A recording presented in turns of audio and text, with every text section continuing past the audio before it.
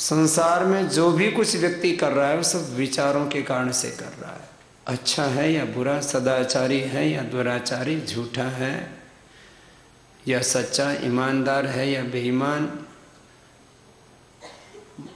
महान है या वो गिरा हुआ, जैसा भी है वो सब किससे है? विचारों से। एक फकीर ने मुझे, एक विचार ने मुझे फकीर बना दिया। मैं आज फकीर बैठा हूँ तो कोई ऐसे थोड़ी कि किसी ने जबरदस्ती मुझे सन्यासी बना दिया। एक विचार ने मुझे 15-16 साल की उम्र में ही घर से बाहर निकाल दिया। जो कुछ है वो सब विचार का खेल है जिंदगी में, और हमारे विचार अच्छे रहें तो फिर सब कुछ अच्छा हो जाएगा। तन्मे मनः शिव संकल्पमस्तु। तो भोर में उठ करके वैदिक शिक्षा पढ़ लेना। इसका पहला ही पेज पढ़ोगे तो आपको लगेगा नहीं यही होना चाहिए देश में। आज ना राजनीति में ना कुछ बहुत बुरे लोग आ गए, पहले इतने बुरे नहीं थे, बहुत थोड़ी थी बुराई। थोड़ी बुराई तो हमेशा रहेगी।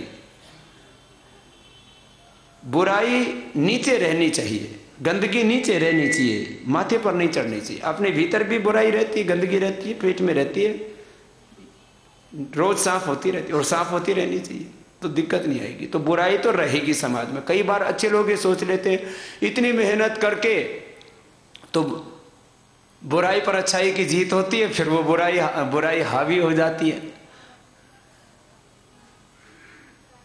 आदर्श व्यवस्था किसका नाम है? बुराई तो उसमें भी रहेगी, लेकिन बुराई अच्छाई पर हावी ना हो। आज ये हो रहा है कि बुराई जो है वो माथे पर चढ़ गई है, सिर पर चढ़ गई है, वो महिमा मंडित हो रही है। तो दिक्कत यहां हो गई है, समस्या यहां आ गई है। तो आज हम आपसे अभी इस पूरे संदर्भ में चर्चा करेंगे कि कैसे इस धर्म युद्ध में, इस देवासुर संग्राम में इस बुराई पर अच्छाई की विजय करनी है। जो कुछ है दुनिया में वो सब किसका खेल है? बोलो, विचारों का। यदि हम उच्च चेतना में अवस्थित रहेंगे, हम एकाग्र चित्त रहेंगे, और एकाग्र चित्त से भी एक आगे की अवस्था है, मैंने उसको कहा निर्बीज चित्त। कैसे रहना है? जो हमारा अंतिम गंतव्य है ना, वो क्या है? निर्बीज चित्त होना है। क्या है हमारा अंतिम गंतव्य? इसको लिख करके रख लो, इस जन्म में नहीं तो अगले जन्म में। ये हमारी यात्रा का अंतिम गंतव्य है, यहां तक हमको जाना ही है। निर्बीज चित्त होना माने जब हमारे चित्त में अशुभ का बीज अंकुरित ही ना हो। दो बातें समाज में अक्सर आप सुनते हैं। एक बात तो ये कही जाती है चिकित्सा विज्ञान में कि हर किसी के जिस्म में, हर किसी के शरीर में कोई भी रोग पैदा हो सकता है। किसी को भी ब्लड प्रेशर, शुगर हो सकता है, यदि ध्यान ना दिया तो। किसी के भी मन में विकार पैदा हो सकता है। इसलिए क्या कहते हैं मेडिकल साइंस में, तो ये बोलते हैं every body have every disease in the body, every person have cancer cells in the body. Cancer से लेकर के हर बीमारी आपके शरीर में है। आप भी मोटे हो सकते हो सकते हो, क्या हो गए हो। आप भी मोटे हो सकते हो, आपको ब्लड प्रेशर भी हो सकता है, आपको शुगर भी हो सकती है, आपको हार्ट अटैक भी हो सकता है, आपको कैंसर भी हो सकता है, क्योंकि हर तरह के रोग का बीज आपके शरीर में है। बस उसको आप, उसके पार जाने के लिए फिर योग है। आपको हर एक रोग के पार जाना है, तो रोग के पार क्या लेकर के जाएगा? योग। किसी भी तरह का अंधेरा है उसको मिटाना है, तो क्या है उसके लिए उपाय? प्रकाश। ऐसे ही हर एक के मन में विकार रहता है। ये सबसे बड़ी समस्या है कि सामने सारे भोग हों और आप उसका उपभोग ना करें। आपके सामने थाली में रसगुल्ले, रबड़ी, रसमलाई और आप उसको खाएं नहीं। यह है त्याग, यह निर्बीज चित्त होना कि नहीं खाना तो नहीं खाना। हमारे सामने रोज 56 भोग खाते हैं लोग। अभी हम मथुरा गए तो वहां तो हमें बहुत से टोकरे भगवान के 56 भोग के मिले, लेकिन हमने तो किसी को देख करके मन में ये विचार ही नहीं आता कि अपने को ये खाना है। मेरे से बोले बाबा जी आप 17-18 साल हो गए अनाज नहीं खाते, आपके मन में कभी भी नहीं आता? मैंने आया ही नहीं। ये है चित्त की निर्बीज अवस्था। ये तो अन्न के बारे में कही, ऐसे मन के तमाम विषयों के बारे में आपके भीतर आकर्षण खत्म हो जाए।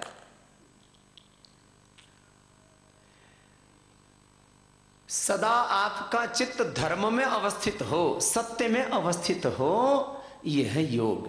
तो आप ये ध्यान करेंगे ना तो आप चित्त की कौन सी अवस्था में पहुंच जाएंगे? 5वीं अवस्था में। ये चित्त की कौन सी अवस्था है? इससे पहले कितनी अवस्थाएं हैं?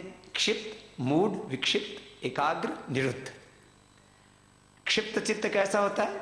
जैसे बच्चों का होता है, हमेशा जो है थोड़ा चंचल होते हैं।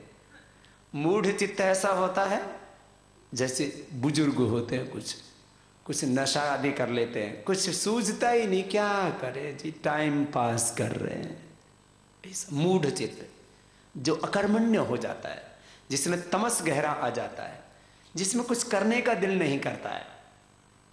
और विक्षिप्त चित्त कैसा होता है? कभी अच्छा सोचते हैं, कभी बुरा सोचते हैं। कभी ऐसा लगता है कल से ही व्यायाम करूंगा, सुबह उठ करके कल से ही दंड बैठक लगाऊंगा, प्राणायाम करूंगा, ध्यान करूंगा, कल सुबह से ही सब अच्छे अच्छे काम शुरू कर दूंगा। और फिर जैसे ही सुबह होती है, कल से कर लेंगे ना, कल से मैं भी योग की कक्षा लगाऊंगा, कल भी जैसे सुबह से शाम तक बाबा जीते हैं वैसे ही मैं भी जीऊंगा, मैं दयानंद की तरह जीऊंगा, विवेकानंद की तरह जीऊंगा, मैं ऋषि मुनियों की तरह जीऊंगा, मैं एक प्रामाणिक जीवन जीऊंगा। स्वामी जी ने मुझे बताया था कि हम तो सब उस परमात्मा के बेटा बेटियां हैं। जैसे एक ईश्वर पुत्र को आचरण करना चाहिए, ईश्वर के बेटा बेटियों को जैसे आचरण करना चाहिए वैसे ही मैं आचरण करूंगा, वाणी व्यवहार स्वभाव में परिवर्तन लाऊंगा। बहुत ऊंचे संकल्प करते हैं, फिर ढह जाते हैं। ये विक्षिप्त चित्त है। एकाग्र चित्त वो होता है जो एक बार निश्चय कर लिया, वो हमारी निष्ठा अखंड रहे, कभी टूटे नहीं। ये एकाग्र चित्त है। होता क्या है, हमारी निष्ठाएं टूटती रहती। जब बड़े बुजुर्ग आशीर्वाद देते हैं तो माताओं बहनों को क्या बोलते हैं? अखंड सौभाग्यवती भव। तो मैं आप सबके लिए एक प्रभु से प्रार्थना कर रहा हूं कि भगवान करे आप सबकी निष्ठा अखंड रहे।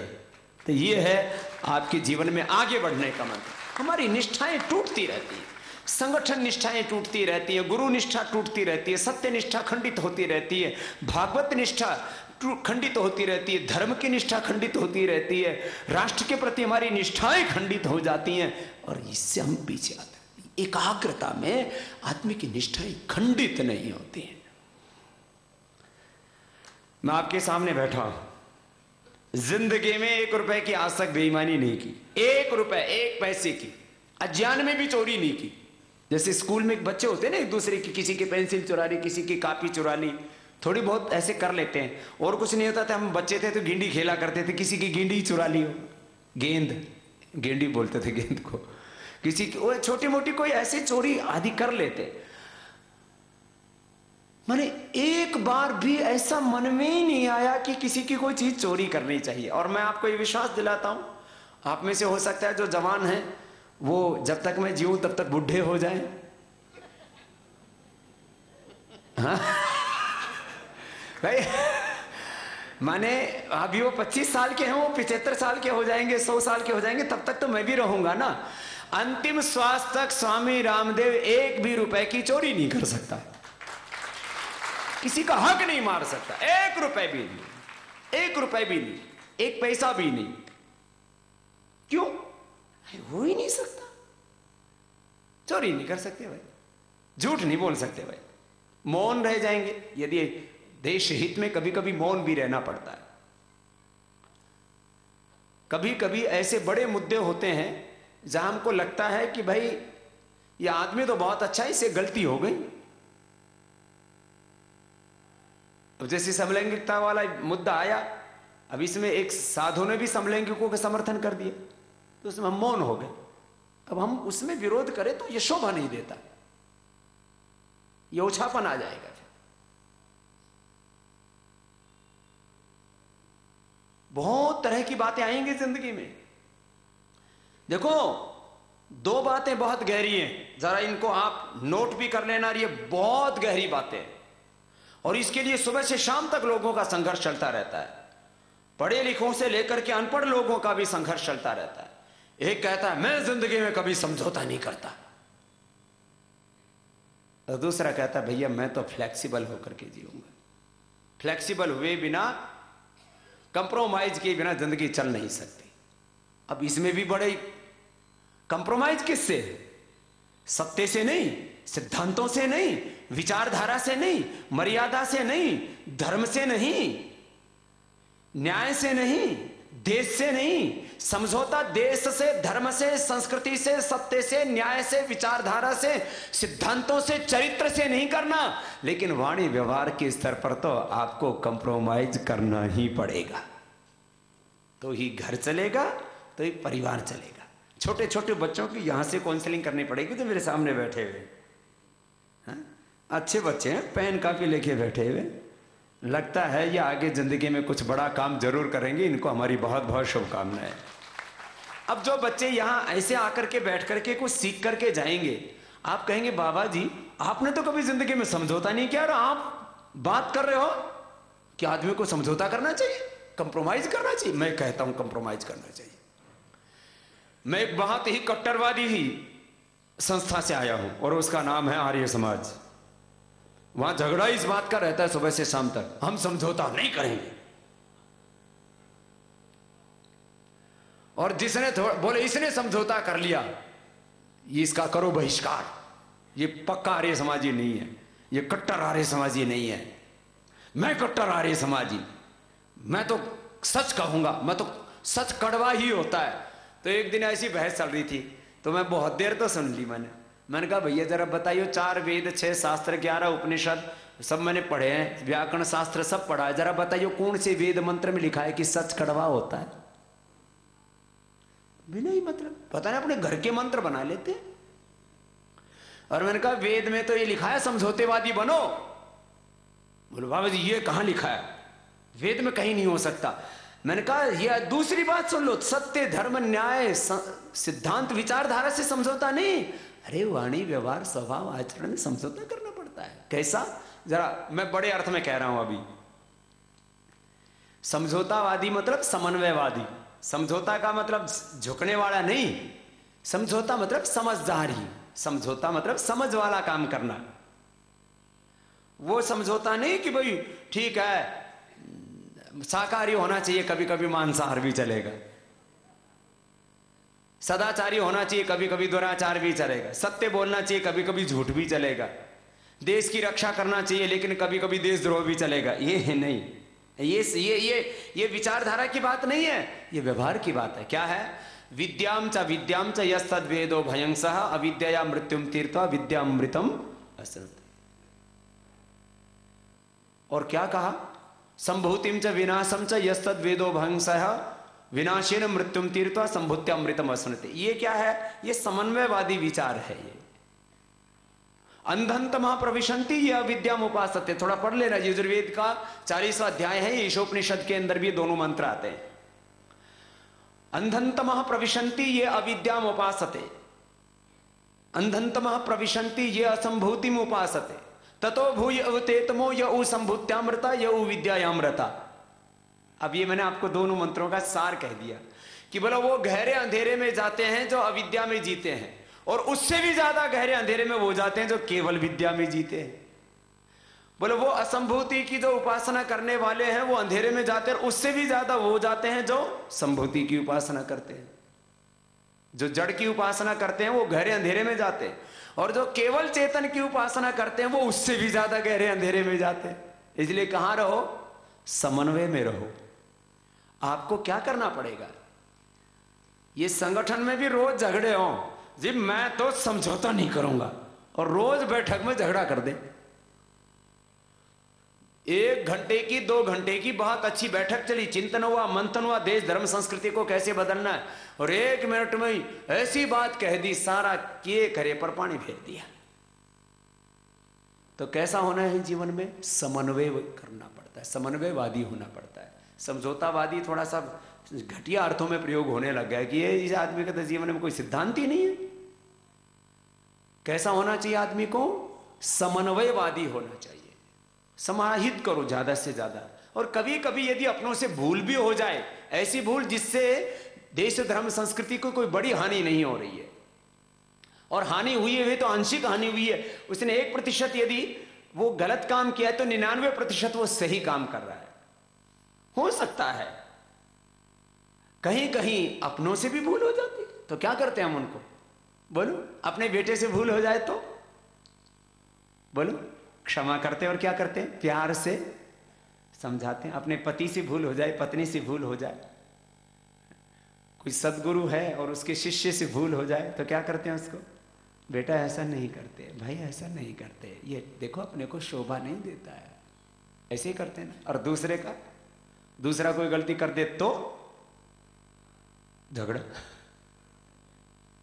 ये मैं इसलिए कह रहा हूं कि अपने को सारे देश को जोड़ना है।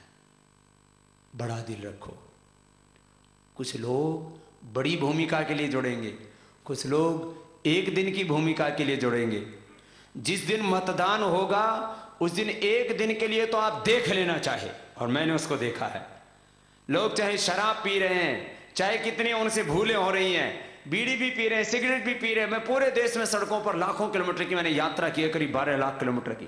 दारू की दुकान पे खड़े और मुझे देख करके भाग के सड़क पे आ गए। पीछे से पता लग गया, जैसे वो व्यवस्थाएं रहती हैं, पुलिस के एस्कॉर्ट आदि चढ़ते हैं, पहले से कुछ कार्यकर्ता जाते हैं, स्वामी जी आ रहे, तो मैंने देखा थोड़ा सा पता लग जाता है, तो भाग करके, अभी हरियाणा में था, कम से कम 10-15 छोरे होंगे ठेके पे खड़े, और सुबह ही 8 बजे। कुछ लोग सुबह ही पहुंच जाते, मैं सोचता था शाम को पहुंचते हैं लोग।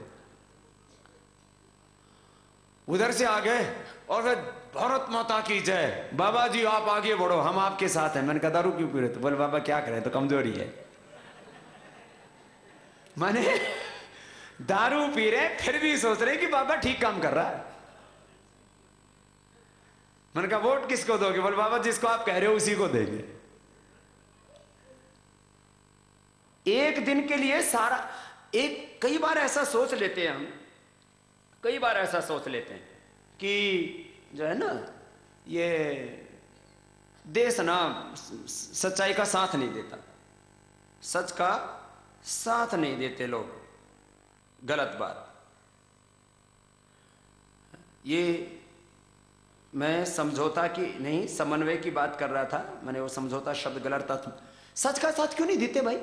सच का ही साथ देते हैं लोग। अच्छा बताओ, अपने हृदय में कैसी आवाज उठती? किसी भी संदर्भ में हम सोच करके देखें, हमारा आत्मा कहां खड़ा होता है? सच के साथ खड़ा होता है। अच्छा, मैं आप छोटे छोटे बच्चों से लेकर के बड़ों तक अपने परीक्षा कर लेते हैं। मैं जो बात कह रहा हूं वो यदि आपके भीतर की भी वही पुकार हो तो आप, वो सच है। आत्मा में तो आत्मा सो परमात्मा सो, आत्मा में तो परमात्मा का प्रकाश है, उससे उठती हुई प्रेरणा कभी गलत नहीं होती। तो बोले सच बोलना चाहिए कि झूठ? देखो छोटे बच्चे भी, तुम्हें किसी ने ट्रेनिंग दिया इस बात के लिए? नहीं। इसका मतलब आदमी के भीतर से क्या आवाज आती है? सत्य की ही आवाज आती है। गलत काम करना चाहिए कि सही? किसी की हिंसा करनी चाहिए कि प्यार? सबको आता है। किसी की हिंसा करनी चाहिए, गला काटना चाहिए अंदर से किसी को। मैं तो कहता हूं ज्यादा पढ़ाने लिखाने की जरूरत नहीं, सबको उनके भीतर के आत्मा के सत्य से परिचय कराने की जरूरत है। इसलिए कहते हैं आत्मज्ञान सबसे बड़ा ज्ञान है। आत्मज्ञान बिना नर भटके, कोई मथुरा कोई काशी, गुरु बिन भरम न जासे, मुझे सुन सुन आवत हासी, पानी में मीन प्यासी। कबीर साहब के कुछ ऐसे शब्द आपने सुने, ये इसका तात्पर्य है। भाई बहनों, आपको थोड़ा अब अगली बात बताना चाहता हूं। हमको बहुत बड़ा काम करना है, और इस बड़ा काम के लिए देश तैयार है। कुछ लोग कहते हैं लोग तैयार नहीं। लोग तो तैयार है भैया, उसको काम में लगाना ये उस समाज के कुछ जिम्मेदार लोगों की जवाबदेही है। देखो, कुछ समय के साथ कुछ परिवर्तन अवश्यम भावी है। 18 से 25 साल की उम्र होने पर सब जवान हो जाएंगे, ये स्वाभाविक है। अब वो जवानी किस दिशा में लगे, ये बड़ों का, गुरुओं का दायित्व है कि वो देश की बचपन को, देश की जवानी को सही दिशा में लेकर के जाए। अब 2014 में परिवर्तन अवश्यम भावी है, इसमें कोई शंका नहीं है। बस वो परिवर्तन सही दिशा में हो, इसके लिए हमको काम करना है। परिवर्तन अवश्यम भावी है। क्यों? देखो, इस देश के लोग थोड़े कम समझ वाले हैं, ऊपर ऊपर से चीजों को समझते हैं और फिर इनको लोग बहका बहुत जल्दी, भोले लोग हैं, सच्चे लोग हैं, बहक जाते हैं। आप सोचो, मैं एक छोटी सी बात कहता हूं, हमारा कोई रिश्तेदार, कोई हमारा परिचित, कोई अपना सगा जिसके साथ हमारे खून के रिश्ते हैं, वो क्रिमिनल हो जाए, करप्ट हो जाए और कैरेक्टरलेस हो जाए, हम उसके साथ खड़े होने में गौरव अनुभव करते हैं? अरे जब अपना खून का रिश्ता जिनसे है वो क्रिमिनल हो जाएं, वो करप्ट हो जाएं, कैरेक्टरलेस हो जाएं, लुटेरे हो जाएं, उनके साथ खड़े होंगे हम? बच्चे भी कह रहे हैं नहीं और बड़े भी कह रहे हैं नहीं। तो जिस पार्टी ने पूरा देश लूट लिया, जो क्रिमिनल पार्टी है, जिसने नेताजी सुभाष चंद्र बोस से लेकर के और हमारे देश के प्रधानमंत्री जो थे लाल बहादुर शास्त्री और तमाम गो भक्त, हमारे महाराज जी अब गो के लिए अनशन कर रहे थे। इससे पहले दिल्ली में मैंने एक मुस्लिम भाई, उसका आपने फैज खान भाई, वो अनशन कर रहे थे, उनका भी गोपाल दास जी, कई तरह के हमारे संत सब लगे हुए हैं। मैं आपसे बात कह रहा हूं, जो संदर्भ में आपसे कहना चाहता हूं वो ये है कि इस देश में परिवर्तन के लिए तो चारों तरफ से देश तैयार हो रहा है। जो अगली बात कह रहा हूं वो बहुत गहरी, वो ये है कि भैया कोई अपना खून का रिश्ता जिनसे हो वो भी क्रिमिनल हो जाएं, करप्ट हो जाएं, कैरेक्टरलेस हो जाए। क्रिमिनल की शर्त में कह रहा हूं। ये आज जिन गो भक्तों का सरकार अनादर कर रही है, उनका तिरस्कार कर रही है, वो आज की बात नहीं है। 1966 में स्वामी करपात्री जी महाराज जी के नेतृत्व में हजारों संत दिल्ली में इकट्ठा हुए, 250 संतों को गोलियों से भून दिया। कितने संतों को? 250 संतों को गोलियों से भून दिया। देखो, याद रखना, हमेशा प्रशासन हमें जो है हमेशा वही करता है जो नेतृत्व कहता है। तो आप प्रशासन तो मात्र सामने स्पीड ब्रेकर का काम करता है, पॉलिसी डिसीजंस वो लेता नहीं है कभी भी। जो भी बने हुए कानून और व्यवस्थाएं हैं वो चालू रहे, इसके लिए वो प्रयास करता है, उसको पूरा लागू भी नहीं करा पाता है पूरी तरह से। होना चाहिए वो, लेकिन वो भी नहीं कर पाता है। लोगों को पता नहीं होता है ना, तो ऊपर ऊपर से देखते हैं, हो सब बातें तो सब अच्छी अच्छी करते हैं, तो लोग सोचते हैं हाँ भाई ठीक ही होंगे। अब इस पार्टी के जो का क्राइम है, इसने जो क्राइम किया है, इस पार्टी का जो कैरेक्टर है, इसका चरित्र है, और इसने जो लूट की है, करप्शन किया है, वो देश के लोगों को पता लग गया। पहले ढकी हुई थी बात, पहले क्या थी बात? ढकी हुई थी बात, और वो बेपर्दा हो गई। सत्याह कामा नृता विधाना, सत्य हमेशा अनृत से ढका रहता है इस सृष्टि में, ऐसा आवरण बन जाता है। हिरण्मय पात्रण सत्य साफी तम मुखम, ये तो वेदों से बात चली आई। तो अब इनके पापों पर जो पर्दा पड़ा हुआ था वो हट गया है, तो देश के लोग भी इनसे हट गए। अब ये तो होना है परिवर्तन, लेकिन इसमें हमको भी अब एक आगे काम करना है। क्या करना है? पहले तो पूरा वातावरण बनाना है, और फिर अभी वातावरण बनाना है और उसके लिए कार्यकर्ताओं को तैयार करना है। मैंने एक बात कही थी शुरू में ही, भीड़ ने कभी नेतृत्व नहीं किया। नेतृत्व तो करने के लिए एक बड़ी रणनीति के तहत व्यक्ति को कार्य करना पड़ता है, और एक बहुत ही मजबूत समूह खड़ा होता है समाज में। अच्छा, मैं आपसे पूछता हूं, इसका उदाहरण देता हूं एक दो। मुगल इस देश में, देश के करीब कभी 50, कभी 60, कभी 70% भाग में भी पहुंच गए थे। मुगलों की कोई भीड़ थी देश में? इजराइल जिसका भी है, इजराइल से चलना सीखो अपने भुजदंडों पर, अभी बोल रहे थे हमारे पवार साहब। इजराइल कितना कोई भीड़ है? कोई छोटा सा देश है इजराइल। पूरे वर्ल्ड की पॉलिटिक्स को, पूरे वर्ल्ड की इकोनॉमी को कौन डोमिनेट करता है? पूरे वर्ल्ड की पॉलिटिक्स को, पूरे वर्ल्ड के इकोनॉमी को, पूरे वर्ल्ड के ट्रेड को अमेरिका, और अमेरिका में भी इजरायली हैं थोड़े से, पूरी दुनिया को कंट्रोल कर रहे हैं। क्यों? उन्होंने पूरी एक स्ट्रेटेजी बनाई हुई है। ये अब बात समझनी होगी आप लोगों को। आप लोग एक छोटी भूमिका में नहीं है, अपने आप को कमजोर क्यों मानते हो? अरे जब मैं इजराइल की बात करूं, इससे आप अंग्रेजों को देख लो, कितने थे भैया हिंदुस्तान में? शुरुआती दौर में 5-10, बाद में 5-10 हजार। हिंदुस्तान में युद्ध काल में भी कभी भी 50,000 से ज्यादा अंग्रेज, 50,000 की आबादी तो हमारी एक कॉलोनी की है। क्या होते हैं 50,000? 50,000 लोग उस समय के 30 करोड़ से ज्यादा के हिंदुस्तान के ऊपर राज करते थे। ऐसी पूरी स्ट्रेटेजी बना रखी थी, ये लोगों को घुमा रखा था।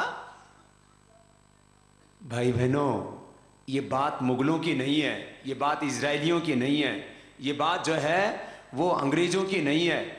बात यह है कि जिन लोगों के भीतर एक बड़ी सोच होती है और एक बड़ी स्ट्रेटजी के तहत काम करते हैं, वो दुनिया का इतिहास बनाते हैं, बदलते हैं।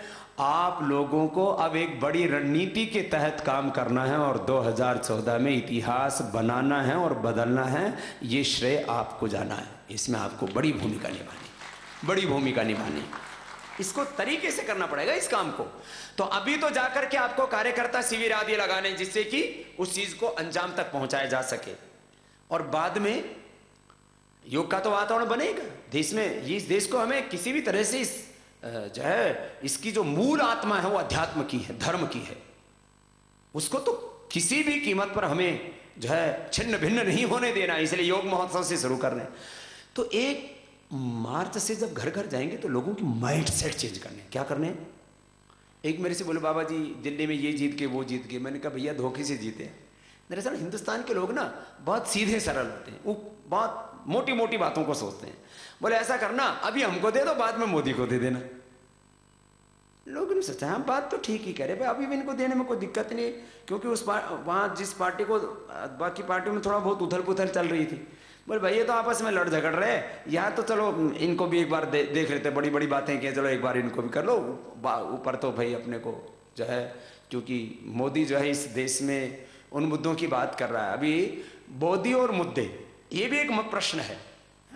देश के लोग भोले जरूर है लेकिन बेवकूफ़ नहीं है। मैं हमेशा बोलता हूँ, भोले हैं लेकिन बेवकूफ़ नहीं है। और एक बात और समझ लो, मोदी और मुद्दों की भी बात बहुत हो रही है। कुछ कहते हैं बाबा आप मोदी की इतनी बात करते हो, मोदी के बारे में आप इतने आश्वस्त क्यों? मैंने कहा मोदी हमारे मुद्दों से सहमत है और उसमें वो मादा है कि वो जो कहता है वो करके दिखा सकता है। एक व्यक्ति को तैयार होने में वक्त लगता है। बोले बाबा जी उन मुद्दों की उन्होंने कब बात की थी? मैंने कहा कोई बात नहीं, पहले तुमने नहीं सुना, बड़े रूप में हमारी उनकी कई चरणों की बात हुई। तो अब 5 जनवरी को 2014, 5 जनवरी 2014 को जब भारत स्वाभिमान 5वें वर्ष में प्रवेश करेगा, उसका स्थापना दिवस है, और ट्रस्ट के 19 वर्ष पूरे हो जाएंगे, 20वें वर्ष में ट्रस्ट प्रवेश करेगा, तो मोदी आकर के भारत स्वाभिमान के मुद्दों की बात करेंगे कि सत्ता में आने के बाद वो क्या करेंगे। तो सारा संशय खत्म। वो काले धन पर क्या करेंगे, भ्रष्टाचार पर क्या करेंगे, व्यवस्था परिवर्तन के लिए क्या करेंगे, किसानों के लिए क्या करेंगे, जो दलित हैं, वंचित हैं, इस देश के वो लोग जिनके साथ अभी तक जो है नाइंसाफी होती रही, जो मजलूम है उनके साथ जुल्म होते रहे, बहुत जातियां हुई हैं देश के अंदर। तो सारे जो है मुद्दों के ऊपर, और देखना एक बात, इस बात को आप नोट भी कर लेना, हमेशा इस बात को समाज में फैलाओ इन चीजों को। तो अभी अपने को घर घर जाकर के मोदी की मुद्दों की और उसके मादे की बात करनी। क्या कि भाई एक आदमी तो चाहिए ना करने के लिए, देश कैसे बनेगा? देश बनेगा 5 चीजों से: विचारधारा, सिद्धांत, नीतियां, नेतृत्व, चरित्र, सुशासन। अंग्रेजी में बोलो आइडियोलॉजी, प्रिंसिपल्स, पॉलिसीज। नेतृत्व कहो, चरित्र कहो, कैरेक्टर और लीडरशिप, सुशासन। इससे देश बनेगा। तो दरअसल आज प्रश्न विचारधारा का है, आइडियोलॉजी का है। विचारधारा, सिद्धांत, नीतियां, नेतृत्व, चरित्र, सुशासन। अंग्रेजी में बोलो आइडियोलॉजी, प्रिंसिपल्स, पॉलिसीज। नेतृत्व कहो, चरित्र कहो, कैरेक्टर और लीडरशिप, सुशासन। इससे देश बनेगा। तो दरअसल आज प्रश्न विचारधारा का है, आइडियोलॉजी का है।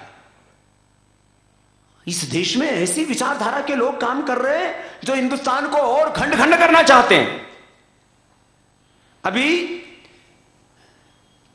मैं कुछ गंभीर बातें हैं उनको अभी यहां नहीं कहना चाहूंगा, लेकिन आगे आप देखेंगे कुछ लोग इस देश को तोड़ना चाहते हैं।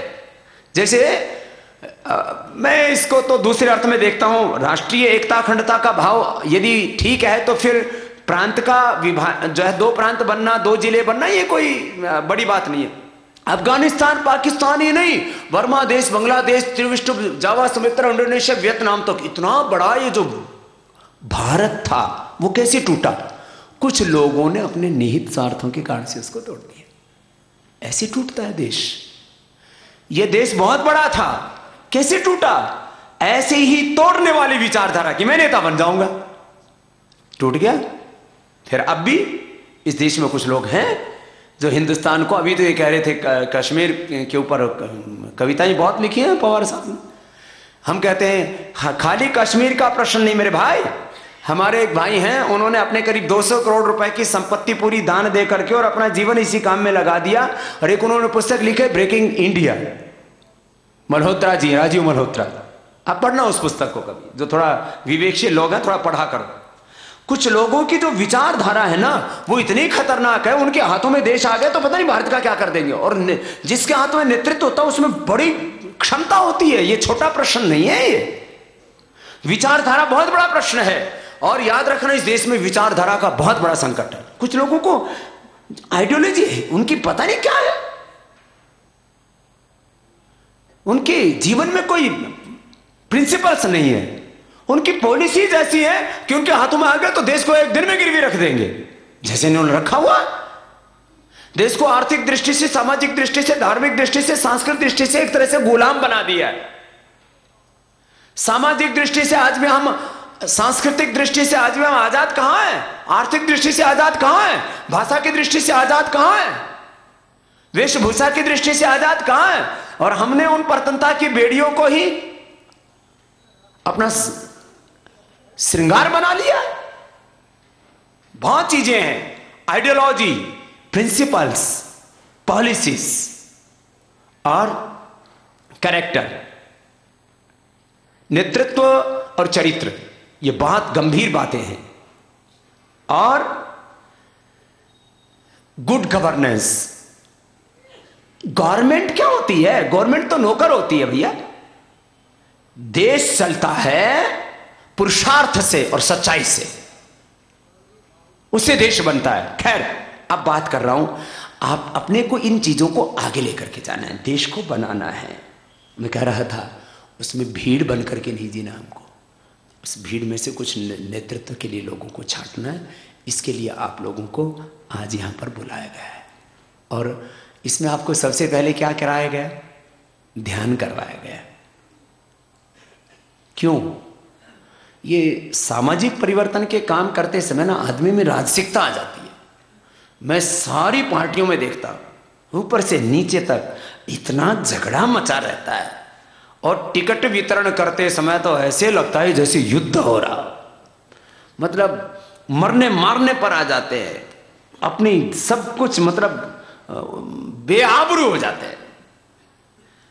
मतलब जहां पर भी पता नहीं क्या बीमारी है, हमको तो ये समझ में ही नहीं आता। लोग इतने बेशर्म हो जाते हैं, बेहया कहते हैं ना, मतलब एकदम वहां किसी भी तरह की मर्यादाहीन हो जाते हैं, मर्यादाहीन। मैं इसलिए कह रहा हूं इस बात को, राजनीतिक परिवर्तन हम देश में देखना चाहते हैं तो सबसे पहले हमारे जीवन में योग और ध्यान तत्व होना चाहिए। ध्यान तत्व आपके जीवन में नहीं होगा ना तो आप इस बड़े परिवर्तन में उस भीड़ के में ही बह जाएंगे। ये बहुत बड़ी बात है। अभी मैंने विधानसभाओं में देखा, बोले क्या करें स्वामी जी, लोग मरने मारने पर उतर आते हैं और बोले माने इतने मर्यादाहीन हो जाते हैं कि उनको कोई भी बात को सुनते ही नहीं है। और उसमें कुछ लोग तो और इतने उसमें कुछ लोग इतने ताकतवर हैं, उनके पास में इतना धन बल है, और कुछ लोगों को बहका के भी अपने साथ मिस काउंसलिंग करके उनको जोड़ के रखते हैं। हाँ, धन बल बहुत बड़ा होता है और जन बल वो मिस काउंसलिंग करके अपने साथ जोड़ के रख लेते हैं, हौला मचाने लगते हैं और शरीफ आदमी बैठ के तमाशा देखते रहते हैं। इसका उदाहरण आप एक क्लास से समझो। एक क्लास में एक बच्चा थोड़ा सा उद्दंड है और क्लास में मान लीजिए एक क्लास क्या दो तीन सेक्शन है, 100 भी बच्चे हैं और उसमें एक बच्चा उद्दंड हो तो क्या करेगा? सारे क्लास को परेशान कर देता है। फिर दूसरे कहते हैं चलो मरने दे इसको, कुछ बोलते ही नहीं। अपने देश में अब हमें बड़ा परिवर्तन लाना है तो अपने संगठन में सबसे पहले हमें जिस तत्व को बढ़ाना है वो है योग तत्व, आध्यात्मिक तत्व। आप लोग यदि इस तत्व को नहीं बढ़ा पाओगे तो आपस में ही आप लोग संघर्ष करते रहोगे। लड़ाई भैया आपस में नहीं करनी है, लड़ाई तो हमें अन्याय के खिलाफ करनी है। लड़ाई हम आपस में ही कर बैठते हैं, ये सबसे बड़ी कमजोरी है। जब जब देश में कोई बड़ा संघर्ष चला ये बात गड़बड़ हो गई यही। तो एक चीज को आजकल मैं बहुत ज्यादा कह रहा हूं। पहले मैं बोलता था भाई बड़ा परिवर्तन लाना है तो 3 दोषों से मुक्त होने चाहिए लोग। किससे? चारित्रिक, आर्थिक, आपराधिक। माने लोगों में जो कैरेक्टरलेस लोग, क्रिमिनल लोग, करप्ट लोग, कैरेक्टरलेस और क्रिमिनल लोग, ये देश में कोई बड़ा परिवर्तन ला सकते हैं? बोलो, नहीं ला सकते। करप्ट, कैरेक्टरलेस एंड क्रिमिनल लोग कोई देश में बड़ा परिवर्तन मैं, लेकिन अब इससे भी बड़ा दोष एक और देखता हूं आजकल, वह है कृतज्ञता। ये इस शब्द को आप लिख लेना और इसको इसके बारे में सोचना जरा कि हमारे भीतर लेश मात्र भी कहीं कृतज्ञता तो नहीं है। ये 3 दोषों से भी बड़ा दोष मैं मानता हूं। क्यों? जरा गंभीरता से सोचना, ये बहुत गहरा विषय है। और मैं इस निष्कर्ष पर पहुंचा हूं कि सब वेदों का, सब शास्त्रों का योग, ध्यान, अध्यात्म, धर्म और जीवन का मर्म है ना यदि कोई, तो वो कृतज्ञता। यदि कोई मुझसे पूछे कि इस दुनिया का सार एक शब्द में कहो, दुनिया का निचोड़ एक शब्द में कहो, योग का, अध्यात्म का, देश, धर्म और संस्कृति का मर्म एक शब्द में कहो, तो वो शब्द है क्या है? बोलो, कृतज्ञता। कृतज्ञ व्यक्ति कभी भी कोई बड़ा काम नहीं कर सकता। और याद रख लेना, जो कैरेक्टरलेस है, क्रिमिनल है, करप्ट है, वो अच्छा हो सकता है, उम्मीद बाकी रहती है। लेकिन कृतज्ञ व्यक्ति कभी इस जन्म में नहीं, इस सृष्टि में नहीं उभर सकता। जरा सुनना इस बात को, बड़ी गहरी है ये। आप यदि गहराई से चिंतन नहीं करोगे तो बात ऐसी गुजर जाएगी। कोई आदमी चरित्रहीन है, यदि उस संकल्प उसका प्रबल और किसी समर्थ गुरु का आशीर्वाद मिल जाए तो चरित्रहीन लोग भी चरित्रवान बने हैं, हमने देखा है। गिरा हुआ चरित्र वाला व्यक्ति उभर सकता है, सुधर सकता है। और जिसने चोरी चकारी की है वो भी व्यक्ति ईमानदार हो सकता है, ऐसा भी देखा है हमने। क्रिमिनल व्यक्ति, 25-25 मर्डर करने वाले व्यक्ति मेरे पास में आए, बोले बाबा जी अब मैं योग करता हूं, ध्यान करता हूं, कराता हूं, और लेकिन मन में एक बहुत बड़ा दुख है। दरअसल राष्ट्रपति ने एक बार ऐसे क्रिमिनल लोगों की माफी कर दी थी, जो लोगों जंगलों में डाकू थे ना। तो एक ऐसा डाकू था, उसका नाम तो मुझे याद नहीं है, आप मतलब ये सच्ची बात है, उसका मतलब हमारे रिकॉर्ड में तो है। तो राष्ट्रपति ने उसकी माफी मांग की। अब वो जो है साधक बन गया, योगी बन गया। कितने 25 आदमी मार रखे, कितने आदमी 25 आदमी मार रखे। और अब क्या बन गया, पहले वो एक तरह से खूनी आदमी था और अब क्या हो गया, योगी। क्या बन गया, योगी बन गया। बोलो इसका मतलब क्या हुआ, चरित्रहीन आदमी चरित्रवान बन सकता है, चोर आदमी साहूकार बन सकता है, और खूनी और अपराधी व्यक्ति भी जो है वो योगी और महान बन सकता है। लेकिन जो कृतज्ञ व्यक्ति है उसके लिए शास्त्र में क्या कहा है, मित्रद्रोही कृतघ्न यश्च विश्वासघात का ते नरा नरकम यान्ति यावत् चंद्र दिवाकर। बोलो वो व्यक्ति तब तक नरक भोगता है जब तक इस सृष्टि में सूरज और चंद्रमा है। कोई बात समझ में आई, कब तक दुख भोगता है, जब तक सृष्टि में सूरज और चंद्रमा, अर्थात कृतज्ञ व्यक्ति का दुनिया में उद्धार। तो भैया एक काम तो आपसे भी हाथ जोड़ करके ये बात कहता हूं, जीवन में कोई छोटी मोटी गलती हो जाए तो कोई बात नहीं, जीवन में कभी कृतज्ञता मत करना तो आपका जीवन में उद्धार होगा। ये इसलिए कह रहा हूं और ये इसलिए जरूरी है, देश का जब जब बेड़ा गर्क हुआ, देश में जब जब कोई जो है जिसको हम कहते हैं ना कि भैया ये तो इतिहास बदल जाता यदि ये कृतज्ञता ना करता। ये बात 1857 की नहीं है, ये बात 1947 की नहीं है, ये बात भगवान रामकृष्ण के जमाने की नहीं है, ये बात चाणक्य के युग की नहीं है। ये हर समय कृतज्ञ लोगों ने देश के साथ धोखा किया है, सामाजिक दृष्टि से, आर्थिक दृष्टि से, राजनीतिक दृष्टि से, धार्मिक दृष्टि से। सबसे बड़े इस देश के दुश्मन कौन है, कृतज्ञ लोग हैं। मेरे से एक बोला, बाबा जी आप कुछ ऐसे वैसे क्या इन लोगों से बात कर सकते हो। मैंने कहा भैया मैं कृतज्ञ व्यक्तियों से कभी नहीं, समन्वय में बहुत करके चलता हूं, लेकिन कृतज्ञ लोगों के साथ में कभी नहीं चल सकता। एक दो व्यक्तियों की आजकल बड़ी बातें चल रही हैं, गुरु चेलाओं की। वो चेला गुरु का कृतज्ञ ही नहीं है। जो अपना गुरु का कृतज्ञ नहीं हुआ वो राष्ट्र का कितना कृतज्ञ होगा ये देश देखेगा। ये बड़े गहरी बातें। हो सकता है कुछ अच्छा काम कर ले, वो हो सकता है कि वो पैसे की बेईमानी ना करे, लेकिन ऐसा व्यक्ति कब जाकर के क्या धोखा करेगा, क्योंकि कृतज्ञ व्यक्ति के ऊपर कभी भरोसा नहीं किया जा सकता। ये जरा बात सोच लेना। और अपने भीतर कभी भी कृतज्ञता, ये महापाप है। मैंने बचपन में पढ़ा था सत्यार्थ प्रकाश, ऋषि दयानंद का वो वाक्य। मैंने ज्यादा पढ़ाई, आप लोगों को शायद आश्चर्य होगा, 15 साल की उम्र तक की। 15 साल की उम्र तक, ये अभी तो इन छोटे छोटे बच्चों की 12-13 साल की उम्र होगी, अभी 15 साल के होने वाले हैं। 15 साल की उम्र तक मैंने महर्षि दयानंद के वेद भाष्य को छोड़ करके लगभग उनका सारा साहित्य पढ़ लिया था, और उनके जीवन चरित्र को तो कम से कम 3 या 5 बार पढ़ा होगा। तो उसमें ये वाक्य मेरे और मैं इसको जीवन में जीता हूं, इसलिए आपसे कहता हूं कभी भी जीवन में कृतज्ञ नहीं होना। कृतज्ञता, ये 4 पाप हैं, इनसे बच के रहना। चारित्रिक, आर्थिक, आपराधिक दोषों के साथ कृतज्ञता ये महापाप है, ऋषि दयानंद ने लिखा है। तो आपको क्रिमिनल तो होना ही नहीं है, कैरेक्टरलेस तो होना ही नहीं है, करप्ट तो होना ही नहीं है, लेकिन कृतज्ञ भी नहीं होना। क्रिमिनल, कैरेक्टरलेस, करप्ट और कृतज्ञ नहीं होना, तो ये बड़ा काम हो पाएगा।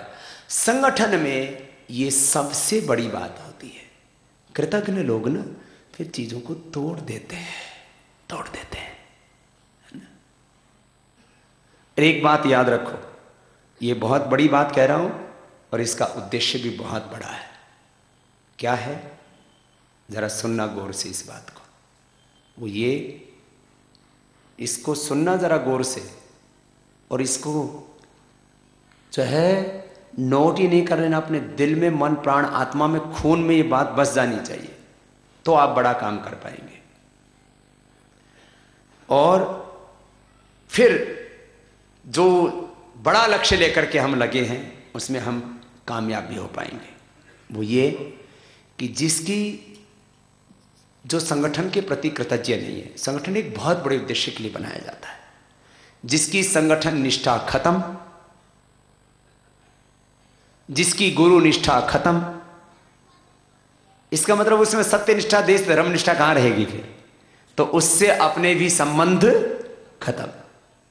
ये बात जब तक आप नहीं लागू करेंगे अपने जीवन में, स्वयं में, संगठन में और समाज में, तब तक न स्वयं आगे बढ़ोगे, न संगठन आगे बढ़ेगा, न समाज आगे बढ़ेगा।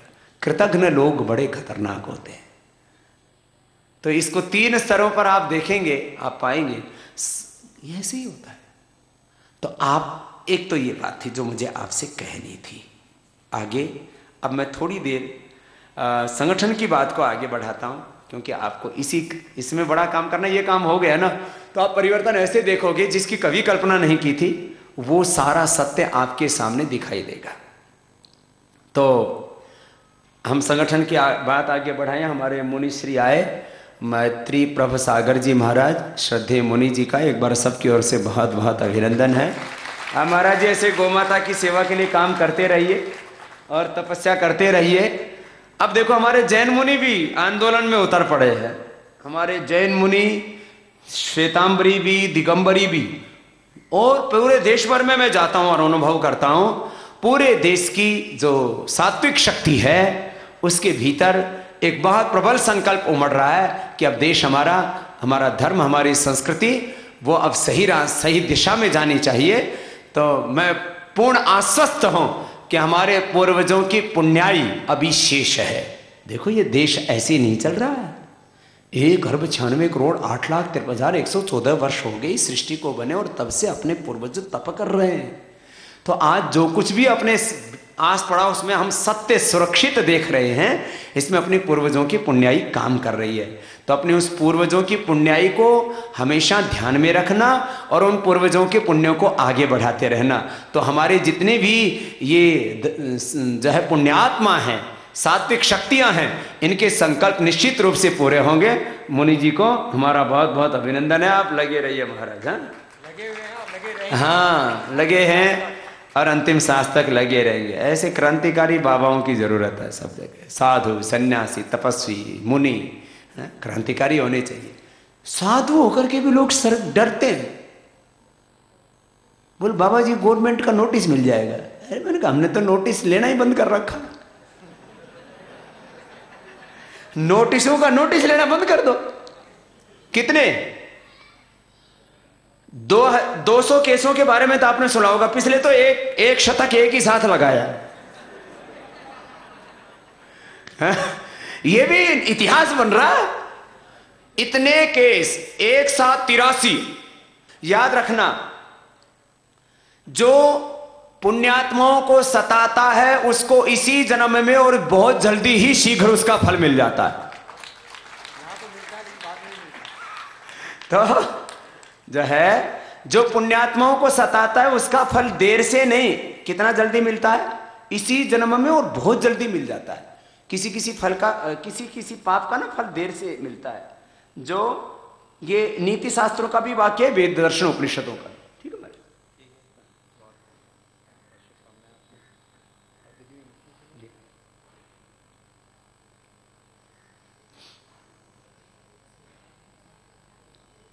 मैंने कहा जो पुण्यात्माओं को सताता है और जो कृतज्ञता करता है उसका फल कितने दिनों में मिलता है? इसी जन्म में और तुरंत मिलता है।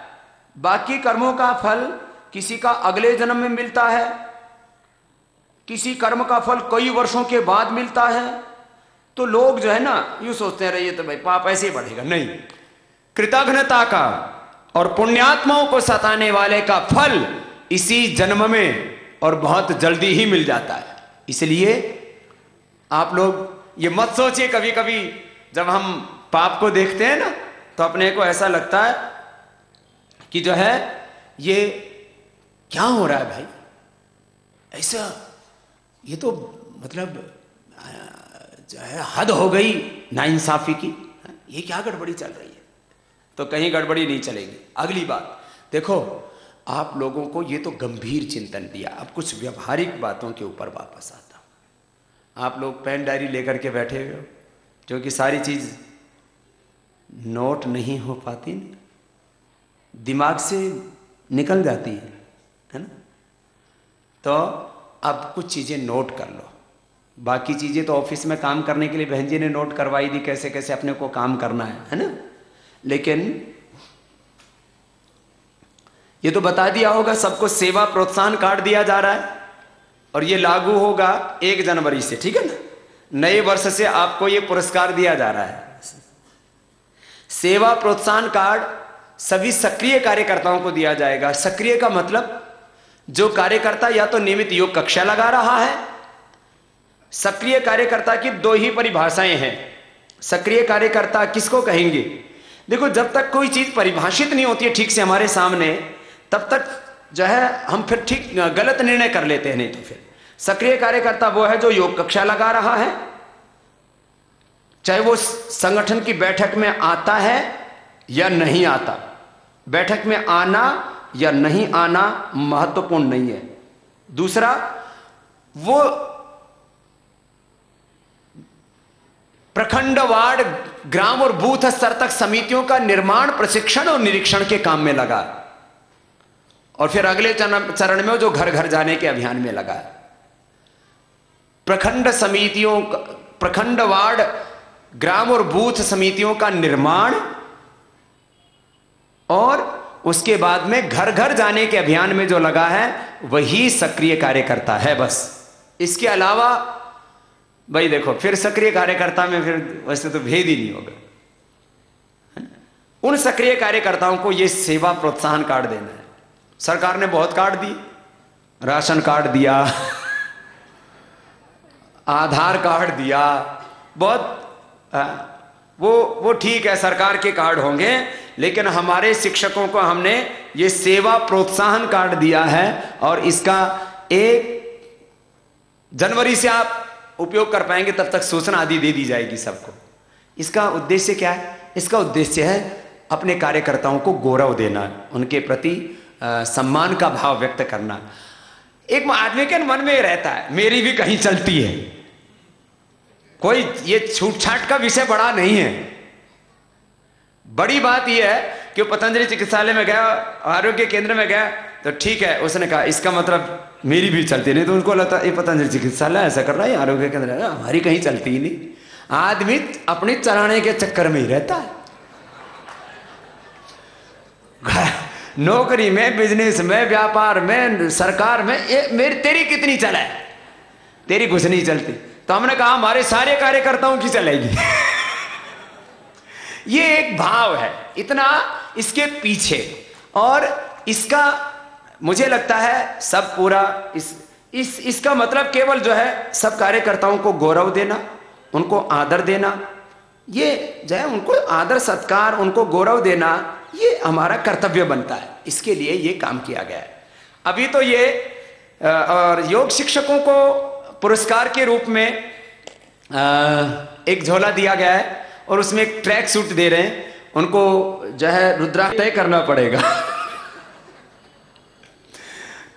आप तो हम सबके गौरव हैं, इसलिए हम सबके पुरस्कार आपके ऊपर न्यौछावर हैं। तो आप सबको गौरव देते हैं। बात यह है कि एक योग शिक्षकों को अभी तो ये जो दिया जा रहा है ये आंशिक सम्मान है। अभी जो दे रहे हैं ना, ये कैसा सम्मान है? ये तो आंशिक उनका सम्मान है, उनको आंशिक ये पुरस्कार है। उनको पूरा पुरस्कार कब मिलेगा? पूरा पुरस्कार मिलेगा 2014 के धर्म युद्ध के पूरा होने के बाद। बहुत, और उसमें आज तक सेवा को ऐसा पुरस्कार नहीं मिला। समाज में काम करने वालों को ज्यादातर क्या दे देते हैं? या तो कोई ठीक है, वो एक उसका सम्मान होता है, एक कोई तो सर्टिफिकेट सा दे देते हैं। ज्यादा से ज्यादा क्या देते हैं? किसी को जो है कांस्य पत्र दे दिया, किसी को ताम्र पत्र दे दिया। इस बार आप लोगों के लिए हमने ये रजत पत्र तैयार किया है, चांदी का।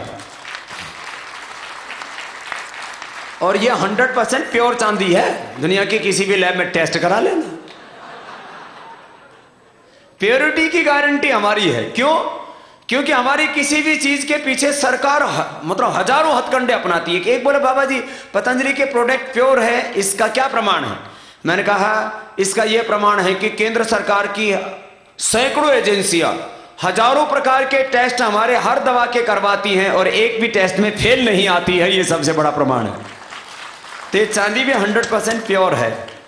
और इस चांदी के अंदर ये जो है लिखा हुआ भी बहुत महत्वपूर्ण है, भारत को कैसा देश बनाना अपने को।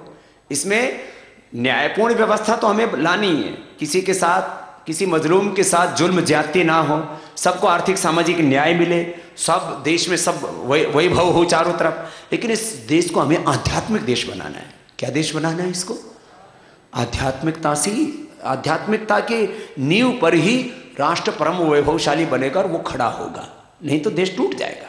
तो आध्यात्मिक भारत के निर्माण हेतु नियमित निःशुल्क योग कक्षा द्वारा मानव सेवा व राष्ट्र सेवा के लिए आदर्श योग शिक्षक के रूप में कार्य करने के पर सेवा सम्मान, ये रजत पत्र अभी पहले अभी देने का विचार था, लेकिन अभी चयन में थोड़ा पूरा पारदर्श जो है प्रामाणिकता होने पर में थोड़ी असुविधा हो रही थी, इसलिए उस समय चयन जो है प्रामाणिक रूप से हो जाएगा। अब इसमें योग शिक्षक व कार्यकर्ता दोनों को ही जोड़ेंगे, फिर आगे उसके मापदंड बन जाएंगे और उसके जो है पूरी प्रामाणिक रूप से प्रामाणिक कार्यकर्ताओं को दिया जाएगा, प्रामाणिक योग शिक्षक और जो जिन्होंने पूरे जीवन को इस सेवा यज्ञ में लगा दिया है, ऐसे कार्यकर्ताओं को। तो ये रजत पत्र बाद के लिए रखा है। ये जो है ये सब अभी फिर ये सोचा, वैसे भी इसको बनाने में क्योंकि ये ढलाई होकर के बनता है ना, तो ये अभी दिल्ली में तैयार हो रहा है, तो सभी जिलों के अंदर तो रख ही दिया जाएगा कि थोड़े दिन बाद आपको मिलने वाला है। एक जिले को सामूहिक रूप से अभी दिया जाएगा, बाद में इंडिविजुअल शिक्षकों को भी दिया जाएगा। और ये गौरव आप ही नहीं, आपके आने वाली पीढ़ियां भी याद करेंगे, क्योंकि इसको लोग सजा के रखेंगे और हजारों वर्षों तक ये चलती है चांदी ना। ऐसी धातु है ना जो नष्ट नहीं होती। कागज तो फट जाता है, 100 साल से ज्यादा की उम्र नहीं होती। दादे पोते पड़ोते भी आपके भाई, हमारे बापू ने जो 2014 में बड़ी क्रांति हुई थी उसमें भी काम किया था, इस देश को ऋषियों का देश बनाने के लिए काम किया था, तो याद रखेंगे। फिर सामान का भी ये बनाए गए थे पहले, लेकिन फिर ये बोले बाबा जी इसमें शिक्षकों का सम्मान तो कर रहे हो लेकिन एक साथ कर रहे हो, तो शिक्षक और कार्यकर्ताओं में कहीं संघर्ष ना हो जाए और कि शिक्षक बड़ा कि कार्यकर्ता बड़ा कि ये बड़ा कि मैं बड़ा। तो ये बाकी एक पूरा ये झोला ये भरा हुआ है, ये इसमें भी पुरस्कार के लिए हमने बहुत बड़ा इंतजाम किया हुआ है। ये अभी हमने एक साथ मंगवाए थे 30,000 थैले, लेकिन अभी फिर वापस भिजवा दिए कि अब ये बाद में ही रखेंगे, एक बार आंशिक सम्मान कर देते हैं, पूरा सम्मान फिर पतंजलि योगपीठ में बुला के करेंगे आप लोग। और फिर एडवांस ट्रेनिंग भी तो देंगे, आगे भी तो जाना है, एडवांस ट्रेनिंग भी देंगे, सम्मान भी करेंगे। खैर ये तो क्योंकि साल में यदि 5-7 दिन जो है संसार की भीड़ भड़के से दूर यदि गुरुआश्रम में और हम अपने आध्यात्मिक जीवन की उन्नति के लिए पुरुषार्थ करते हैं, तो इससे बड़ा सौभाग्य क्या हो सकता है। तो ये तो मैंने बात की सेवा सम्मान की और बात की इसके साथ सेवा प्रोत्साहन कार्ड की, और सेवा सम्मान जो है इसमें एक सेवा सहयोग आपको दे रहे हैं। ये पहली बार एक बड़ा प्रयास किया जा रहा है। शायद बहन जी ने वो 7-8 बिंदु लिखवाए थे। संगठन में महत्वपूर्ण निर्देशों के अंदर आपको 9 निर्देश बहन जी ने लिखवाए होंगे, लिखे हैं सबने, है ना।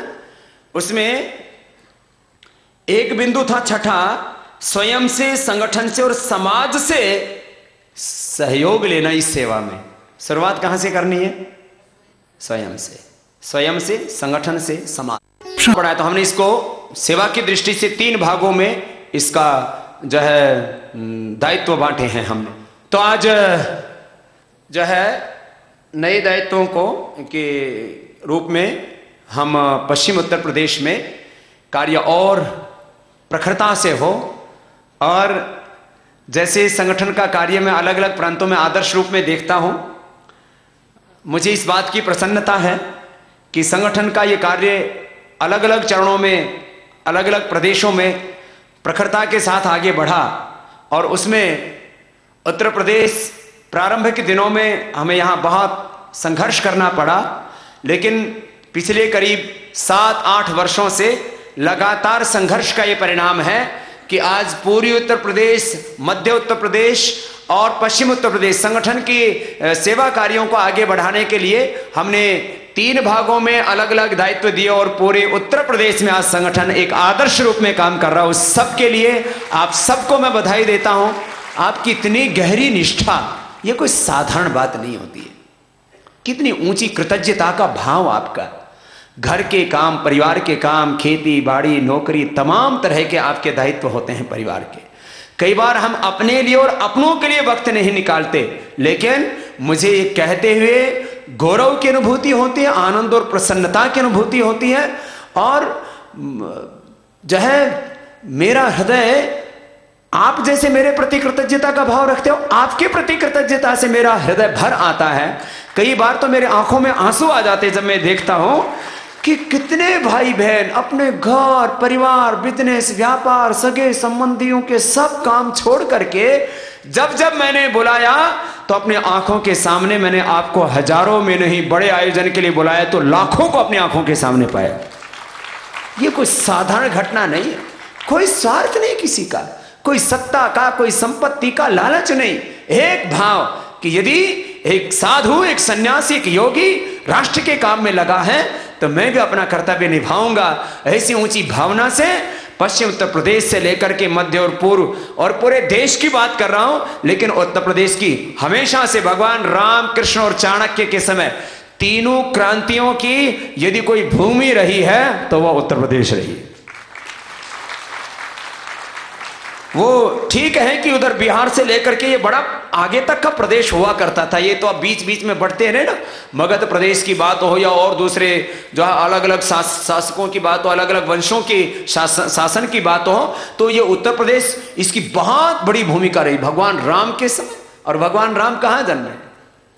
अयोध्या में। भगवान कृष्ण, तो ये उत्तर प्रदेश भगवान राम, भगवान कृष्ण, भगवान शिव और इसके अलावा अनंत कोट ऋषिमुनियों की, गंगा की ये पुण्य भूमि और परिवर्तन की ये पुण्य भूमि है। और वर्तमान भारतीय राजनीति में भी उत्तर प्रदेश के बिना देश नहीं चल सकता, और इस बार भी उत्तर प्रदेश देश को बदलने में, देश को बनाने में, देश को आगे बढ़ाने में बड़ी भूमिका निभाएगा, और उसमें आप लोगों की बड़ी भूमिका होगी। और इसी दिशा में संगठन का नेतृत्व भी हमारे बहुत ही ऊर्जावान भाई कर रहे हैं। इसमें भाई अमित जो बहुत ही प्रबुद्ध है, अभी जो है उसकी पहले एमए की पढ़ाई पूरी होगी थी, अभी क्या कर रहा है बेटा? अभी पीएचडी कर रहा है, और क्योंकि पीएचडी तो लोग चलते फिरते ही कर लेते हैं, पूरा समय इस संगठन के लिए लगा रहा है। बेटे अमित के लिए सबकी ओर से बहुत बहुत अभिनंदन है। ये अपने युवा प्रभारी है, और युवा भारत से लेकर के संगठन की मजबूती के काम को आगे बढ़ाने के लिए प्रामाणिकता के साथ काम करेंगे। हमारे सेवाव्रती भाई जो है हमारे विपिन जी, भाई विपिन जी का भी एक बार सबकी ओर से अभिनंदन है, जो हमारे बहुत ही सहज, सरल, विनम्र और निर्दोष ऐसे सेवाव्रती भाई हैं। वो उनको आप कभी कभी बहका भी देते हैं। मैं भी अच्छा कर रहा हूं, मैं भी अच्छा कर रहा हूं, तो सभी अच्छा कर रहे हैं। और कई बार जो है वो मतलब इतने सीधे हैं, इतने सीधे हैं कि उनके सीधेपन का आप कभी दुरुपयोग भी कर लेते हैं। तो ऐसा उनके सीधेपन का दुरुपयोग नहीं करेंगे।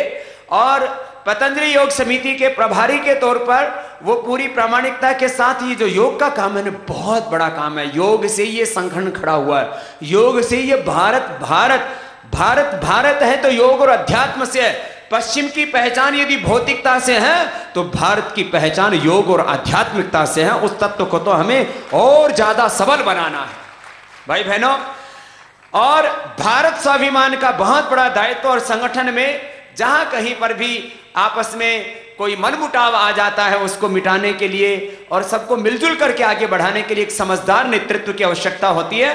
तो हमारे भाई जो है बहुत ही प्रज्ञावान, बहुत ही विवेकशील, बहुत ही जागरूक और जिनको संगठन की समझ ये बहुत जरूरी होती है। एक जिले में एक समझदार कार्यकर्ता होता है तो काम को बहुत ऊंचाई पर लेकर के चला जाता है, और एक थोड़ी नासमझी करे तो पूरा संगठन खंड-बंड हो जाता है। घरों में भी ऐसा ही होता है, घर का मुखिया तो घर में वैर प्रेम भाव बना हुआ, एक ने थोड़ी गड़बड़ की पूरा परिवार खंड-बंड हो जाता है। भाई बहनों, पश्चिम उत्तर प्रदेश में भारत स्वाभिमान के प्रभारी के तौर पर आज ये बहुत बड़ा दायित्व, मेरठ वैसे भी क्रांति की धरा, और मैंने कहा भगवान राम के से लेकर के और प्रथम स्वातंत्र संग्राम 1857 तक और अभी भी वर्तमान लोकतंत्र में भी उत्तर प्रदेश का और उसमें भी पश्चिम उत्तर प्रदेश का और वहां पर भी ये मेरठ जो क्रांति की धरा उसका बड़ा योगदान और उसमें बड़ी भूमिका निभानी है। और आज एक बड़ी भूमिका के लिए भाई असित जी को ये जिम्मेदारी दी जा रही है, तो उनका एक बार सबके ओर से बहुत बहुत अभिनंदन है।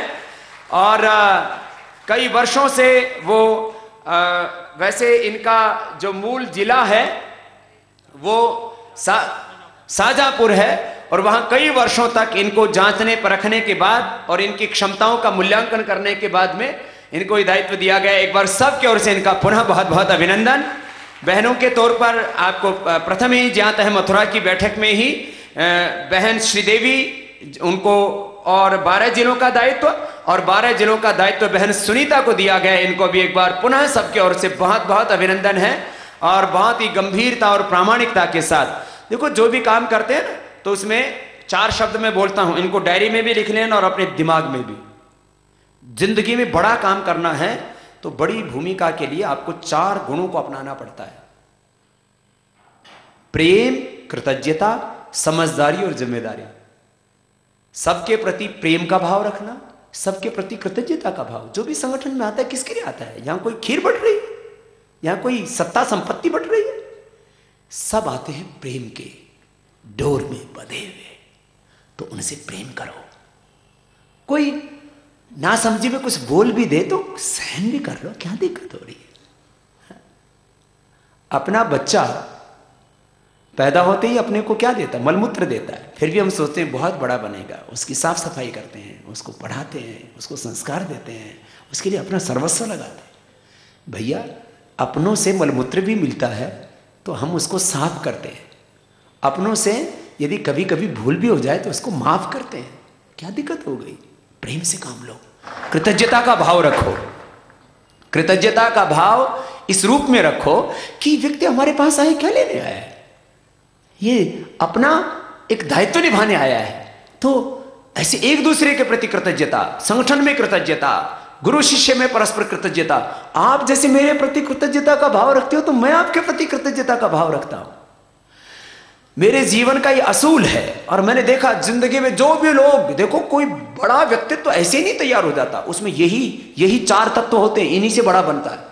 जो कहते हैं दुनिया में महान लोग जिन्होंने इतिहास बनाया, जो आइकॉन है, जो रोल मॉडल है, ये आदर्श हैं, वो कौन होते हैं? ये 4 गुण होते हैं उनमें: प्रेम, कृतज्ञता, समझदारी और जिम्मेदारी। खुद समझदार और जिम्मेदार बनना, जो काम दिया उसको समझदारी से करना, जिम्मेदारी से करना। और यदि दूसरा समझदारी और जिम्मेदारी नहीं निभा रहा है तो उसको प्रेम और कृतज्ञता पूर्वक समझदार और जिम्मेदार बनाना। झगड़ा नहीं करना, गुटबाजी नहीं करना, आपस में द्वंद्व नहीं करना। और फिर एक बात मैं हमेशा कहता हूं, उसको अंतिम बात कह करके अपनी बात को पूरी करता हूं, और वो बात यह है, जिंदगी में आगे बढ़ना है तो क्या करो? सुबह उठ करके कम से कम 1 से 2 घंटा योगाभ्यास करो। महर्षि दयानंद कहते हैं जो अपने अंतिम गंतव्य तक जाना चाहते हैं, जीवन में पूर्णता पाना चाहते हैं, उनको 1 से 1 घंटा कम से कम योगाभ्यास करना चाहिए। आप लोगों के लिए तो कितना सरल है, प्राणायाम भी करते रहो और ध्यान भी करते रहो। 1 से 2 घंटे का रोज योगाभ्यास करो और 16 से 18 घंटा काम करो। इसके अलावा कोई दूसरा सोचो ही मत। मैंने तो भाई यही किया, तो मैंने तो घर में भाई भारी झाड़ू से लेकर के, खेती बाड़ी से लेकर के, घर में खेत का काम किया, खेती बाड़ी से लेकर के, ढोरों की पशुओं की सेवा से लेकर के, झाड़ू लगाने से लेकर के, पशुओं का गोबर उठाने से लेकर के, खेती बाड़ी से लेकर के सारे काम किए। देखो जीवन में आप बड़े बनना चाहते हो ना, तो एक बड़े बनने का मंत्र दे रहा हूं, बड़े बनने का मंत्र। ए बच्चों लिख लो, बड़ा बनना है ना आपको भी, बहुत बड़े बनना चाहते हो ना।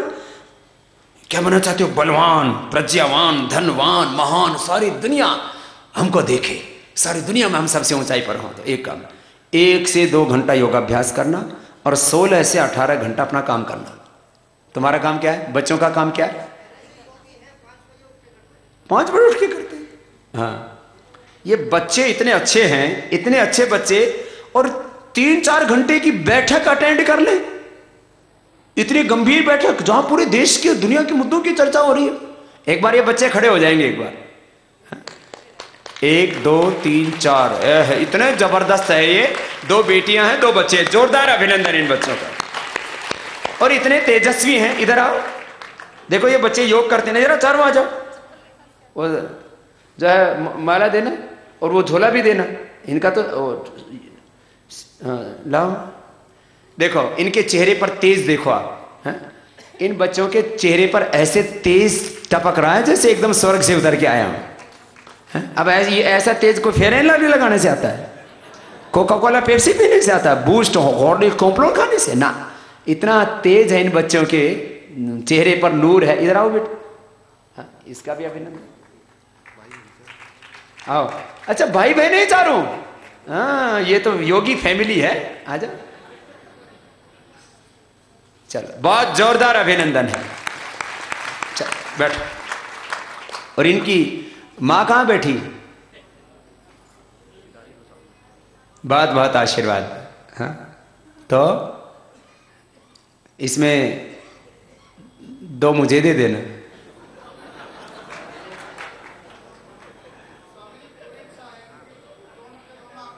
अच्छा, बापू उधर है क्या? 2 है ना? 2 और दूसरी कहाँ है? और दूसरी माँ कहाँ है? अच्छा, तो 2 मेरे लिए, 2 तुम्हारे लिए, हम 2 हमारे 2। तो बोलो बाबा पूरा ही ले लो ना। तो भाई बहनों सुनो, बड़ा बनने के लिए मंत्र क्या है? बड़ा बनने के लिए एक ही मंत्र है,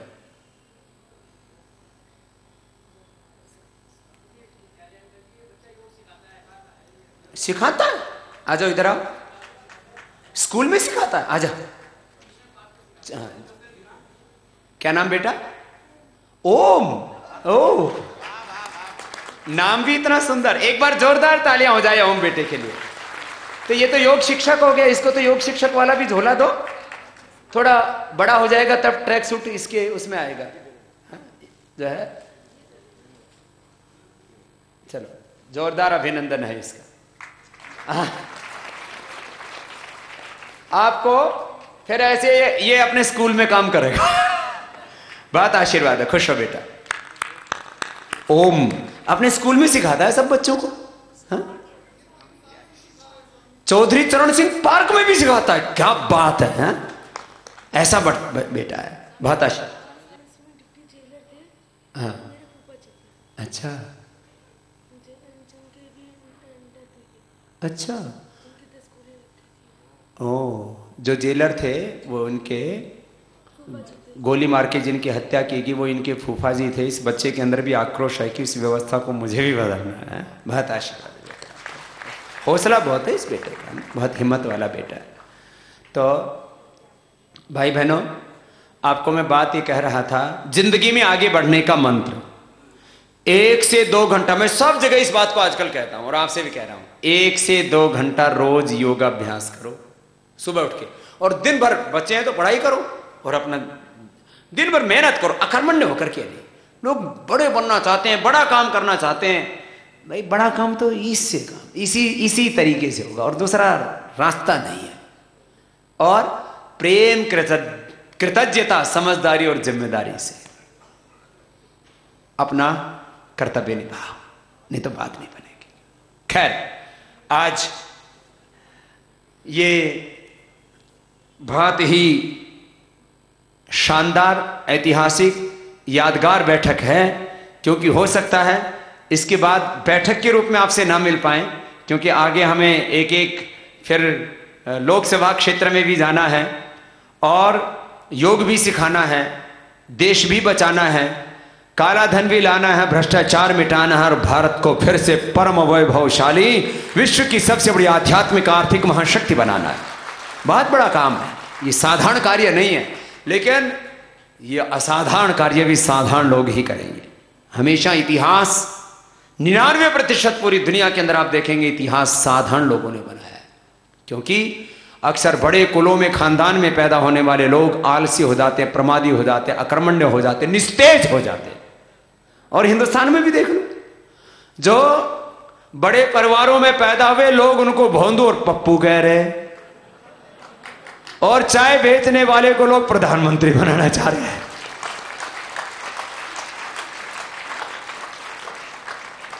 ये तो इतिहास है दुनिया का।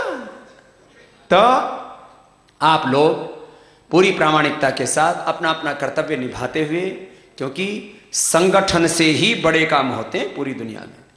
बिना संगठन के दुनिया में कोई बड़ी विजय हासिल नहीं हुई और वो अब भी हासिल नहीं होगी। हमें अब एक बहुत बड़ी विजय हासिल करनी है और सेवा से अपने जीवन को हमें प्रकाशित करना है। सेवा से हमारे पुण्य बढ़ते हैं और उन पुण्यों से हमारा जीवन प्रकाशित होता है। आज हम मनुष्य बने तो भोग करके नहीं बने, भोगियों ने तो पशुओं की भी हमसे ज्यादा खाते हैं, आज भी ज्यादा अच्छे से सोते हैं, ज्यादा अच्छे से बच्चे पैदा करते हैं। मनुष्य जो बनता है वो सेवा से बनता है, सेवा से हमारा जीवन प्रकाशित होता है, हमारे पुण्य बढ़ते हैं उससे। भाई बहनों, इस सेवा की महिमा को आपको आत्मसात करना है और जो है सबको जो एक बड़ा उद्देश्य दिया गया है उसको मिलकर के काम करना है। आचार्य कुलम में अपने बच्चों को भेजना और जो प्रखर प्रज्ञावान हैं जिनको आपने संस्कार दिए हैं, क्योंकि बच्चे को संस्कार माँ की कोख से मिलते हैं। मैं बार बार इस बात को कहता हूँ, आज आपके बीच भी दोहराता हूँ, पूरा परिवर्तन करने के लिए चाहिए एक युग। कितना समय चाहिए? एक युग आज की भाषा में कहें तो 100 साल का समय चाहिए पूरे देश को बदलने के लिए। गर्भ में जो बच्चे पल रहे हैं उनसे लेकर के जो गोद में बच्चे खेल रहे हैं, जो बचपन है उसको और देश की जवानी को और देश के जो अधेड़ हैं और जो बुजुर्ग हैं उन सब में परिवर्तन लाने के लिए 100 साल का समय चाहिए, 3 पीढ़ियों का समय चाहिए। अब इस 3 पीढ़ियों को हम संवार सकते हैं। आपने साथ दिया तो जो आगे हिंदुस्तान में कोख से ही बच्चे पैदा होंगे तो गर्भाधान पुंसवन सीमंतोन्नयन संस्कार के साथ और फिर देश का बचपन और यौवन और देश का बुढ़ापा तीनों सुधार देंगे। लेकिन इसके लिए ना थोड़ा सा हौसला चाहिए आप लोगों का, तो ये हो जाएगा काम। अभी तो मैं करीब 100 साल और जी सकता हूं, 50 साल की योजना बना के काम कर रहा हूं। और यदि आप में से जो अभी बच्चे हैं या जो बुजुर्ग हैं 50 साल बाद मेरे से पूछना, बोले बाबा जी आपने तो कहा था ऐसा बना देंगे 50 साल में हिंदुस्तान को, तो उस दिशा में आगे बढ़ने के लिए एक तो सेवाव्रतियों की श्रृंखला हमने शुरू की है। जैसे हमारे सेवाव्रती भाई बैठे हैं विजेंद्र जी, वो भी पश्चिम उत्तर प्रदेश में, उनको भी बड़ी सेवा के लिए नियुक्त किया हुआ है, इनको भी बहुत बहुत अभिनंदन है। ऐसे ये हमारे वो सेवाव्रती भाई हैं जिन्होंने पूरा जीवन राष्ट्रीय यज्ञ में होम कर दिया है। फिर ये तो करीब 1000 से ज्यादा बच्चे हम तैयार कर रहे हैं। कितने? ऐसे बताओ, जिस जिले में मैं बैठ जाऊं उस जिले में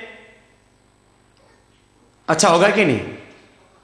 बोले बाबा उस जिले में आप बैठ जाओ तो एक एक गांव स्वर्ग बन जाएगा। फिर राजनीति में भी एमएलए एमपी जो आप चाहोगे वो अच्छा व्यक्ति, सच्चा देशभक्ति, ईमानदार व्यक्ति बनेगा। उस देश के उस जिले के बच्चों का चरित्र अच्छा होगा, उस जिले के जवान अच्छे होंगे। तो मैं अपने जैसे ही कम से कम 1000 से भी ज्यादा एक एक जिले में अपने जैसे 2 बैठाऊंगा। ये तो कौन? योगी, आचार्य, विद्वान, सन्यासी, तपस्वी, अपने जैसे।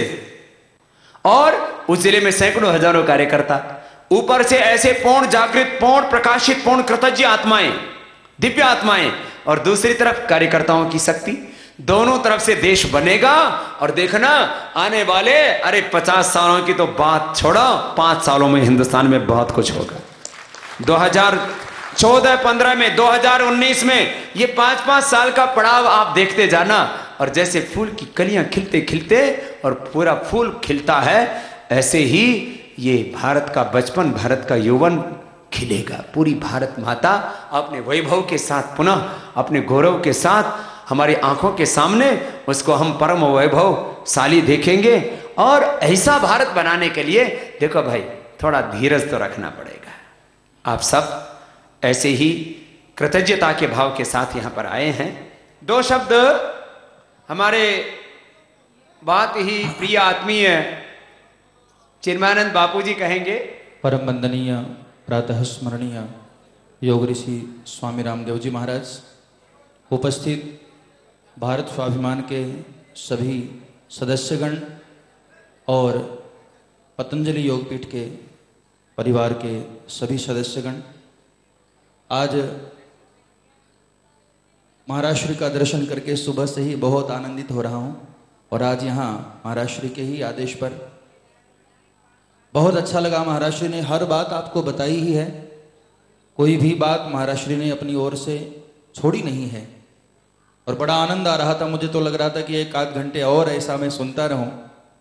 बहुत ही अच्छा महाराज श्री ने राष्ट्र के ऊपर, जीवन के ऊपर, आध्यात्म के ऊपर हर तरह से महाराज श्री ने आपके समक्ष हर बातें रख दी हैं। संतों का कार्य है कहना और हम लोगों का कार्य है उसको अपने जीवन में अनुकरण करना। पूज्य महाराज श्री ने जितनी भी बातें आपको कही हैं, यदि इसका हम 10% भी अपने जीवन में ईमानदारी से उतार लेते हैं तो मैं समझता हूं कि महाराज श्री का स्वप्न निश्चित ही सत्य होगा।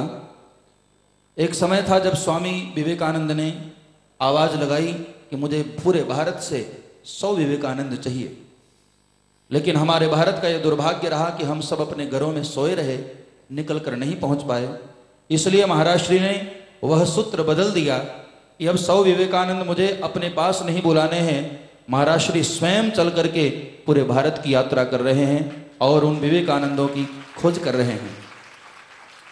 राष्ट्र के निर्माण के लिए महाराज श्री ने जो संकल्प लिया है, पूरी निष्ठा के साथ हम लोग उसमें साथ में लगें। केवल और केवल कागजों पर हमारा कार्य नहीं दिखाई देना चाहिए, वह कार्य हमारे सामने प्रत्यक्ष रूप में आना चाहिए।